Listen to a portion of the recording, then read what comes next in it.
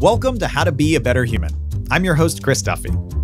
Today on the show, we're going to be talking with Dr. Nita MosbyTyler. Dr. Tyler calls herself a facilitator of all things diversity, inclusion, and equity. And she gave a talk in November 2019 at TEDx Mile High about how to be an ally. Now, an ally is something that a lot of people, myself included, want to be.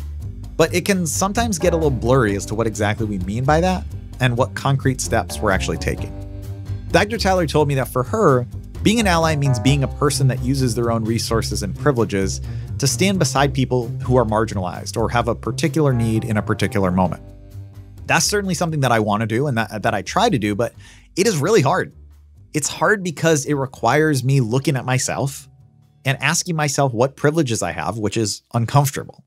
And then it also requires listening and following other people's leads rather than running in and taking over and making it all about me. Which, again, to be honest, I like for it to be all about me. I mean, I host a podcast. That's a thing that I really enjoy. So this whole thing, this takes work for me. But if you want the world to be a fairer, a more just, a more equitable place, if you want to support and stand with people who have a different race or gender or sexual orientation or a different economic or legal status, Dr. Tyler has practical, actionable advice on how to do that. And I have to say, on a topic that for me can sometimes feel really awkward or like I'm tiptoeing through a minefield, so sure that I'm going to say the wrong thing, Dr. Tyler makes it really accessible. And she even makes it fun. I think she is just great. And I am so excited for you to hear from her right after this. We are back, and I am here with Dr. Nita MosbyTyler. Hi, I'm Dr. Nita MosbyTyler, Chief Catalyst of the Equity Project, TEDx speaker, and author of White People Really Love Salad. So you have written a book, which I think has one of the all-time great book titles of all literature. So funny and so hilarious and great. Well, listen, I can't deny it. I love salad. It's a true statement. I didn't expect to be put on the spot, but you know what? I do love a good salad. There you go. So can you tell us the story that inspired that title? Yeah. There's 30 little stories in the book, but that particular story is about the first time I ever had dinner at a white family's house. We were just coming out of segregation in the South, and a white family invited me over for dinner. And when I got there, there's this big salad bowl on the table, and everybody was getting a whole bunch of salad. And I thought, good grief, these white people really love salad, because they were filling up their whole plates with salad. I was leaving a lot of room on my plate for the entree, only to find out the salad was the entree. Who knew salad was an entree? Well, I learned that in that moment. I went home. My parents said, "How was it?" And I said, "It was terrible. They're poor." And my family said, "What do you mean they're poor?" And I said, "They didn't have any food." And my family said, no. "But they invited you to dinner. What did you have?" And I said, "Salad." And my mom said, "What else?" And I said, "That was it." And she said, "Oh my gosh."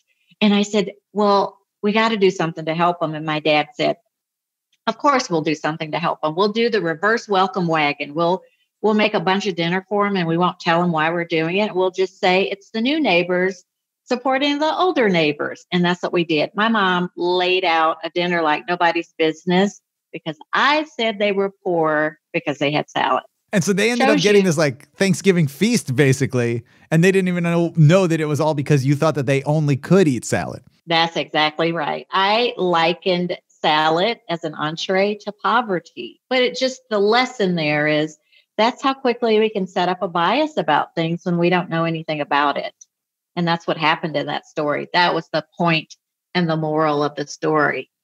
I mean, this is what you have such a unique talent at doing is, it's really funny, but it also really does strike at like this deeper societal issue that we don't really talk about, which is how we can just jump to these conclusions. And then they stick for a lot of people for the rest of their lives even. So it seems to me like one of the barriers to being an actual ally to people of a different group than you are is that sometimes we come in with these assumptions that we already have, that we don't even know our assumptions. And so we don't really see people for where they are or listen to them saying what they need. And we come in with these ideas about what they want or what they need rather than really hearing. The idea that a family needs a ton of food when, in fact, they serve salad because that's just what they wanted to eat for dinner. I feel like that can get amplified across a lot of different groups in ways in which it's counterproductive. Is that a barrier to being an ally? Absolutely. It's one of the steps. It's a concrete step that is necessary to be a good ally. And that is mitigating your own biases, both the kinds that are conscious and the kinds that are unconscious. You got to figure out a way to mitigate both. If you come to the table with your own ideology about how things are, it gets in the way of you actually listening to those that you're serving, what they really need. So you've got to mitigate those biases. Absolutely. What are some other concrete steps that we can use to be an actual ally? One of the things, and this is a hard one of the things that we have to do to be good allies is to be selfless, meaning we have to amplify the voices of people that are oppressed instead of amplifying our own. Yeah, sometimes that's hard because we want to tell our own stories. This has nothing to do with you. You have to amplify the voices of others. And so being able to do that and disrupting any scenario where you're talking about you in the process would be another really key step. One other thing that's important to be a good ally is not leaning so heavily on those that are marginalized or oppressed for your education. Again, it's about being selfless. So you have to understand that your education in this process is really up to you. And it isn't the burden of those that you're trying to support to educate you. And so being selfless in that area would be really important too. Yeah, it's interesting because I think that coming at this as a white person, I think often when I think about allyship, I do think about it from the lens of like white people being better allies to people of color. And that obviously is a way of centering white people. And I think what's interesting is when you talk about it not just as like white allies to people of color, but to that anyone can be an ally to a different marginalized group. Bingo. I think it's really important. You know, we're in a racial reckoning in the US anyway right now. And so we're centered on race a lot, and I totally understand that. But allyship really can be broader than that. I think about allies that I've had in my life. Sometimes it was an older person that just gave me a lot of support around what I was doing to grow as a professional. So you can see allyship happening in all different directions, but the criteria, some of the concrete things that we need to do remain the same. I guess another one of those concrete things would be standing up even when you feel scared. I find in the subject of allyship, the thing that gets in the way of people being great allies, honestly, is that they're scared. They're scared they're going to screw up. They're scared they might say the wrong thing or not know what to say. And so standing up while scared is an important concrete thing to know, to be real in the world of allyship. You will be scared. You might be doing something you've never done before. I think that also kind of ties into this idea that sometimes the people who we're afraid of offending aren't necessarily the members of the group that we're trying to help, right? Like sometimes we're afraid of offending other members of a privileged group, right? Like I think sometimes the people who white people are most afraid of offending are other liberal white people. And that like, if you don't perform your support the right way, then other liberal white people are going to say, you're actually bad. You're a racist. When it's like, sometimes the communities that you're trying to help are like, hey, we don't feel that way. And I think that kind of that can sometimes lead to a very performative sense of allyship rather than like an actual tangible allyship. That's so true. I call it, you're just woke gone wild. I mean, we got woke gone wild all over the place where now everybody's judging and critiquing the degree to which you're woke. So, you know, it comes in stages too. There's some people that are sort of at that awake stage. They're just beginning to understand what we're talking about here. They're early on in determining what allyship looks like for them. And then you've got a woke group that knows how to be an ally. The risk factor is to start judging others. And then there are people that are just working. They are actively doing equity work, and they're not in those other two categories at all.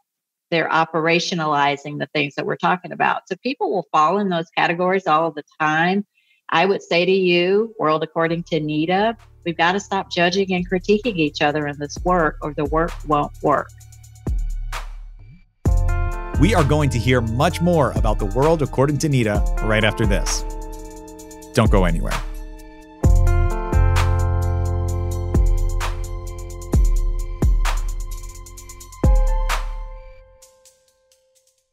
Okay, we are back. Today, I have Dr. Nita MosbyTyler here with us. But first, let's actually hear another anecdote from Dr. Tyler's book. This is one that she shared on stage at TEDx Mile High in 2019. I grew up in the middle of the civil rights movement in the segregated South. As a 5-year-old girl, I was very interested in ballet. It seemed to be the 5-year-old girl thing to do in the 1960s. My mother took me to a ballet school. You know, the kind of school that had teachers that talked about your gifts and talents, knowing that you'd never be a ballerina. When we arrived, they said nicely that they did not accept Negroes. We got back in the car as if we were just leaving a grocery store that was out of orange juice. We said nothing, just drove to the next ballet school. They said, "We don't accept Negroes." Well, I was confused, and I asked my mother why they didn't want me. And she said, "Well, they're just not smart enough to accept you right now, and they don't know how excellent you are." Well, I didn't know what that meant. But I was sure it wasn't good, because I could see it in my mother's eyes. She was angry, and it looked like she was on the verge of tears. Well, I decided right then and right there that ballet was dumb. You know, I had lots of experiences like that along the way, but as I got older, I started to get angry. And not just angry at the outright racism and injustice. I was angry at people that stood by and didn't say anything. Like, why didn't the white parents in that ballet school say, "That's wrong, let that little girl dance"? Or why didn't the white patrons in the segregated restaurant say, "Hey, that's not right, let that family eat"? Well, it didn't take me long to realize that racial injustice wasn't the only place that people in the majority were staying quiet. When I'd sit in church and hear some homophobic comment being disguised as something scriptural, I'd say, "I'm sorry. Why aren't the heterosexual churchgoers disrupting this nonsense?" Or, in a room filled with boomers and Gen Xers who started degrading their millennial colleagues as being spoiled, lazy, and overconfident, I'd say, "I'm sorry. Why isn't someone my age saying, 'Stop stereotyping'?" I was used to standing up on issues like this, but why wasn't everyone else? So thinking about one of the places that you can probably have the most impact as a person who's trying to help support other people is often it's in our workplaces. What are ways that in the workplace we can support other people better?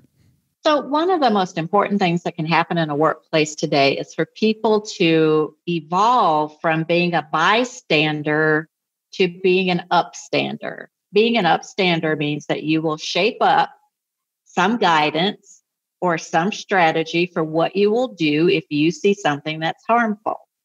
And organizations across the globe are starting to create guidance documents that help employees understand what they can do to be an upstander in that work environment. So I think that is critical in this moment in particular, so we don't make ourselves complicit in just standing by and watching things happen that are not just.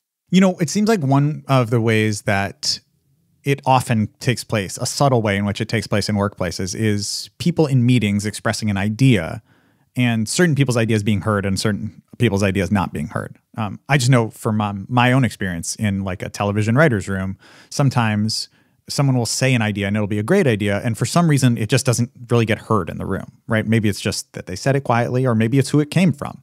And I have noticed that one way that I can do it that feels less like scary and intimidating to be an ally is to just say like, hey, what this person said is a really good idea. I want to make sure everyone heard that. Like, I love that. Yeah. And I love that too. Yeah. And that always, I think, giving people credit for the idea rather than just saying it again. That's something I've had to learn, right? Because I used to be like, well, what about this? And then people were like, you have a great idea. And I'm like, oh, it wasn't my idea. But now having to assertively be like, no, that was not my idea. That is Nita's idea, but it's great. Yeah, you're absolutely right. What a great example of being an upstander, though. If you were a bystander, you just would have noticed that Nita's idea didn't get acknowledged. That's what a bystander would do, just notice it. You just described what an upstander would be doing, which is standing on behalf of Nita in an allyship position to illuminate the voice that we didn't hear. That's perfect. So you get an A. Oh, thank you so much. Well, there have been so many times where I have not gotten an A. So I want to talk, rather than make it sound like I'm an A student all the time, what about in those situations where I notice the thing and I don't do it, right? So I notice that either someone gets overlooked or someone gets excluded or someone says something kind of weird. My personal default can sometimes be to apologize afterwards, to say to them, like, I'm so sorry that happened. I have, in reading your work and in listening to your talk, it occurs to me that kind of apology doesn't really move the needle, right? Like I'm saying, like, I'm so sorry that happened, but I'm not changing the effect at all. Right. It makes you complicit. I know that's a painful thing to hear, but it makes you complicit in the process when you apologize for your inaction. So the reality is, in equity work, in allyship work, inaction is unacceptable. It is not a passive process. So it is an evolution for each and every one of us, because again, we're very accustomed to being bystanders. We're very accustomed to saying that doesn't really have anything to do with me, or I don't have the power to do anything about that. So it keeps us in the bystander position. We are evolving now in this system that we call equity into everybody moves in a cadence towards being an upstander. It's really important, and you can't apologize your way out of it. So I feel like it seems like there's a challenging needle to thread here for people who want to be an ally, which is you want to do better. You want to actually make change and help support communities, whether they be LGBTQIA communities, whether they be people of color, whether they be whatever the community may be, whether they be people who are differently abled. But sometimes the things that we need to do to support and actually be an ally are things that are at the time invisible to us. So how do we figure out how to be actual allies without putting the burden on those communities to educate us? So here's the one piece of allyship that I think is about you. The rest of it really isn't about you, but this part is. And that is really exploring what your privileges are and what the benefits of your privileges are. You really have to think about that. Each one of us, we talk about white privilege a lot, but there are other kinds of privileges that each of us also hold. We got to think about that. I have to think about that every day. What are the privileges that I hold that could benefit another group, and how do I use that? So I think that reflective work is really important to do so that you know what you're leveraging. Otherwise, this really turns into a scary proposition. If you think you've got 4 or 5 privileges that could be of service to other people, other groups, even if it doesn't benefit you to use them, but it benefits others to transfer them, that's it. So I'll just use myself as an example. I have a privilege in my work of knowing about the hiring processes of a lot of major organizations across the country. I know how the process works. I know what they're looking for. In some cases, I may have even helped draft the job description. That's a privilege that I have. So when I think about people that are trying to be employed, especially during a time like COVID-19, that is a benefit that I have in my privileges that I can transfer to others. I can direct them to where I know some opportunity areas are, and I can be of service by talking to the employer about how great that potential employee is. Those are privileges that I don't take for granted. That's just an example of leveraging a privilege that you have and transferring that benefit to someone else. So it seems to me like one of the big things that we first have to do is like think about like what are our actual abilities and what are our privileges and where do we come from? And then being humble about not being like, now I'm going to use those and get a pat on the back, but instead thinking like, how do I shift that off of me so that it's actually not about me? Yeah. I'll go back to the fact that all of this is a lesson around being selfless. I think that is an opportunity area for all of us, because this is always going to be about bettering or advancing someone else. And what a beautiful part of humanity for us to be focused on right now is how do we take what we've been given, sometimes unearned, transfer it to someone else so that life might be better for them. That's what this whole conversation is about. So we can't pigeonhole our thinking that to be an ally means I just need to give money to this group that's marginalized or oppressed, and then I'm done. It actually is more broad than that even. And it can involve all of us, not just some of us. I also want to acknowledge, as we're having this conversation, there's kind of an interesting meta level of us talking about how it's not other people's responsibility to teach you how to be an ally. And yet, like, because I have a podcast, I can be like, can you teach me to be an ally though? You have my permission though. Okay, good. You didn't make an assumption that I should be teaching you. That's the key.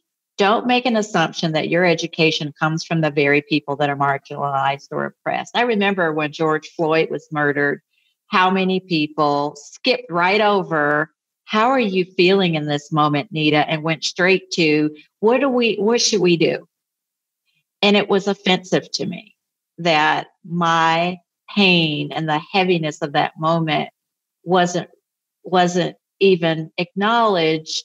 And at the same time, we were asking for the lesson plan on like, what am I supposed to do right now? I hadn't even figured out what I was supposed to do. And I had, in particular, white people asking me what they were supposed to do. So, one of the difficult things about what we're talking about, or anything that's really associated with the topic of equity, is we've never had a system of equity before. And we don't have a playbook for how you're supposed to create one. And so what's happening is we're all trying to architect what a system of equity would look like through our allyship and through other sort of structural things that we're doing. And we have to come to terms with that reality that there is no blueprint or checklist. No one has exactly the right answer. It is through this collective work that we call allyship that will come up with the master plan for this. I think that if you were to make like a checklist of what is, and I'm putting this very much in quotes, right? If you were to make a checklist for what is a, quote, good white person, that the checklist would include like has a black friend. And a lot of people have that, right? But then like actually listens to and emotionally cares for a person who's not the same race as them is not necessarily always on that list for people. And so I think sometimes there's this performative element to friendships even where it's like, you have to be my friend because that means that I'm not a racist, as opposed to like, how can I undo racism and how can I actually like hear what's happening in the world to you? Yeah, I agree with you. I mean, it's like, I call it the Noah's Ark Syndrome. It's where you've got two of everything in your life and then you think you're complete, right? So I got my two black friends and I got my two gay friends. I'm good. We're not actually talking about counting people here. We're actually talking about interrogating our systems, dismantling things that don't work, pulling whole systems of racism out of systems or residual parts of racism out of systems. We're talking about construction work now. And that is difficult for people to wrap their heads around because there's not the master plan for that. So I think we've got much work to do, but I got to be honest with you. This is really the first time in my life that I have felt like equity is in our sight line. I've never felt like that before.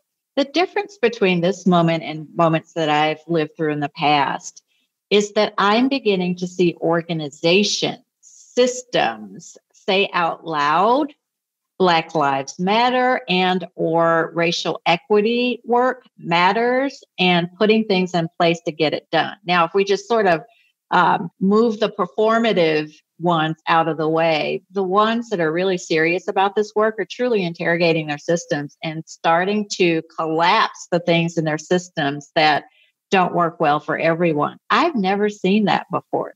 I think sometimes we see the signs of people being awake, and then you see woke, and then you see work. It's the same categories of how people move through a continuum.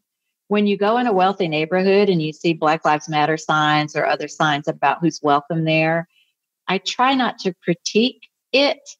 I try to think about where they might be on a continuum. Maybe even for the first time in their lives, they are acknowledging difference, they are acknowledging inequity, and they are acknowledging that in some way, even if it's at the beginning stages, they might be allies.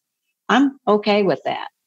What I'm not okay with is staying in one part of this evolutionary process or not moving in the continuum. This is, I always say, we need less nouns and more verbs. To say you're an ally is the beginning. That's a noun. We need verbs, meaning you got to do something. If you say you're an ally, now you have to do something. And so getting people to move in that continuum would be really important. So a lot of the ways in which people kind of engage with these issues right now, or a lot of the most contentious places where they're engaging with them, are on social media. I think that's a place where you see a lot of the performative allyship, right? Like people tweeting things, but not actually doing the work. So can you unpack a little bit about what performative allyship is, and then talk a little bit about how we can avoid doing that? So performative allyship is rampant. It is, it's a noun without a verb. It is professing to stand for something without doing something. So we have a lot of that. You remember Black Lives Matter was everybody's profile picture. Performative is if you just stop right there. I just make that my profile picture, and now somehow I'm in this equity work. That's performative. It's a lovely first statement on your journey to do something. The issue or the definition around performative work is that you never really do something, or that you believe what you just did was enough. So a lot of performative work, I actually call it fakequity, fake equity. That's my favorite word, fakequity. So I'm not a part of a big call out culture, but the one thing that I will hold people accountable for is if I see fakequity present, I'll just say, I think that's fakequity. And sometimes it's a jarring comment to get people to think about whether or not what they're doing is action oriented or if it's passive and simply performative. So if you're just generating things so people can see you doing something or see you making a stand, but you're not actually doing active work, you run the risk of fakequity. The flip side of that is the real change that can happen when there's active work on equity. You highlighted that in your talk. Let's actually listen to another clip. I mean, imagine if heterosexual and gay people had not come together under the banner of marriage equality. Or what if President Kennedy just wasn't interested in the civil rights movement? Most of our major movements in this country might have been delayed or even dead if it weren't for the presence of unlikely allies. When the same people speak up in the same ways they've always spoken up, the most we'll ever get are the same results over and over again. You know, allies often stand on the sidelines waiting to be called up. But what if unlikely allies led out in front of issues? Like, what if Black and Native American people stood in front of immigration issues? Or what if white people led the charge to end racism?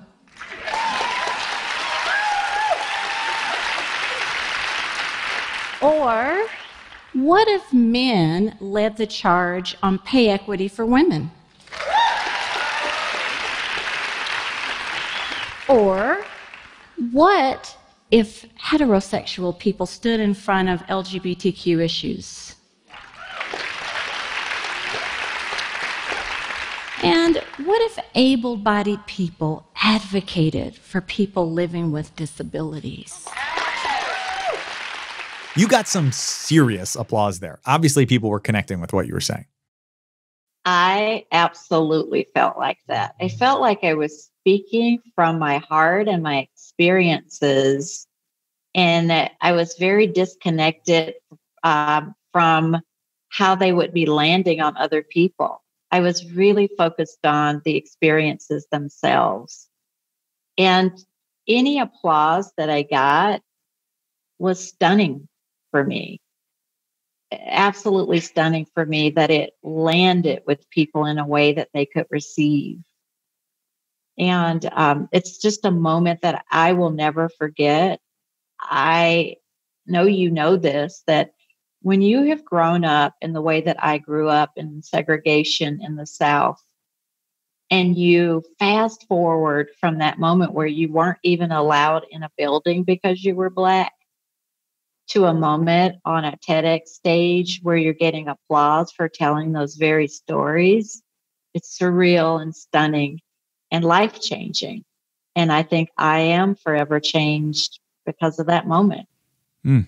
Mm-hmm. So your talk focused on unlikely allies, and you have actually done inclusiveness training work with a lot of unlikely places and a lot of unlikely partners. What are your strategies on how to forge those unlikely alliances when you're talking with people who maybe come off initially like the opposition? I work with all kinds of communities and organizations across the globe. And one of the things that is important to me is to always remember that I might be the unlikely ally. And that oftentimes, if you just open your heart and your mind, you might find that you're influencing the very people that you have had biases around. I have shown up in scenarios in rural communities where nobody looks like me, where if I listen to my bias, I might say they won't listen to me. But a part of why we've got to tackle and mitigate bias to even be an ally is for that very reason. You could be shutting yourself out of life-changing work if you stay in those biases. Only because I have one agenda. I want justice for everyone. I don't actually care who it is. I want justice for everyone. I want everyone to at least have a reasonable chance at living in a system of equity where they can thrive and get what they need to thrive. That's my agenda. And so it helps me to peel back the who it is in a way that allows me to be in unlikely places and unlikely spaces all the time. If we pick and choose who we should be working with, we actually will never be in a position in a collective to design a system of equity. You've got to have all hands in on the building of a system of equity. Even systems that we are dismantling require the people that are in the system to be participants in the process. So we can't rule people out of equity work, or we don't actually build complete systems. So there are times when I've worked with police departments and then on the other side of the justice system too. And there is a voice and there are strategies that need to be in place on all of those sides in order for us to get to the right system. We will lose in this equity work if we don't have the literal intelligence to know how the systems are working. If we continue to stay in a position where we're judging and critiquing and being defensive about what we're hearing and what we're saying, I believe we won't actually advance equity. So hearing with grace and speaking with grace doesn't mean you're not being direct and telling the truth. It means that at the core of what you're doing, humanity will matter. Because if it doesn't matter, there's no sticking power in what we're doing here. Know that that word unlikely is important. You might end up being an ally on something that you never considered before, or something that has nothing to do with you directly, or something that you're not all that educated about. And that is beautiful too. You might just be the unlikely one that changes the life course of someone else. And wow, what a way to have said you lived in the world. Dr. Nita MosbyTyler, thank you so much for being on the show. Thank you so much for sharing your wisdom with us. It's been a real pleasure talking to you. The pleasure is all mine. Thank you for all you're doing. Keep being a verb. That is it for today's episode. Thank you so much for listening. And of course, thank you to our illustrious guest, Dr. Nita MosbyTyler. I am your host, Chris Duffy. This show is produced by Abhimanyu Das, Daniela Balarezo, Frederica Elizabeth Yosifov, and Kara Newman of TED, and Jocelyn Gonzalez, Pedro Rafael Rosado, and Sandra Lopez Monsalve from PRX Productions. Thank you so much for listening, and please remember to rate and tell your friends.